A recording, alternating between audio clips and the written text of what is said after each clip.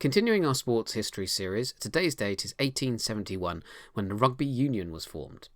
Rugby stems from football, and many traditional games from across the world are very similar, like Kiarai in New Zealand, Aman Grook in Australia, or France's Les Solis. These are ancestors of rugby, but not direct ancestors, as they all sort of blend into varying forms of football that are played around the world. Football in medieval England was first described in 1174-ish during an annual festival that was held on Shrove Tuesday. Numerous attempts were made to ban the sport, which pretty much all failed. Rugby grows out of this game football at a place called Rugby School. Students played football, which at the time was a catch-all term for pretty much the same game with various rules. However, at Rugby School, some variations were more popular than others.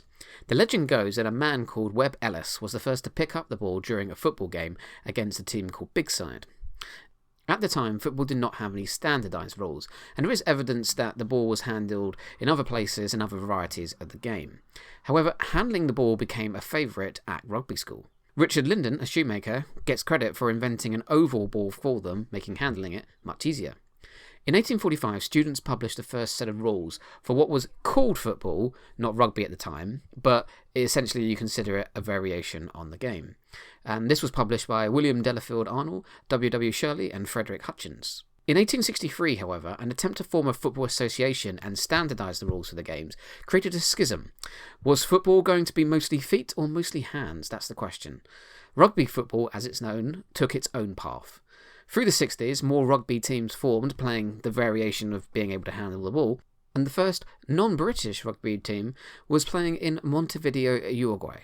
In 1870, Edward Ashe and Benjamin Burns put an ad in the Times, suggesting that a code of practice be implemented for the sport rugby. In 1871, 21 clubs met at the Pall Mall restaurant in London and formed the Rugby Football Union, and the first game was played between England and Scotland. The union set out the official rules for the game, and it functioned as an international governing body until 1886, when World Rugby took over. Nowadays, the union manages the English national team. To remember this date, let's take the symbol of English rugby, the rose, and we put it over a rugby pitch.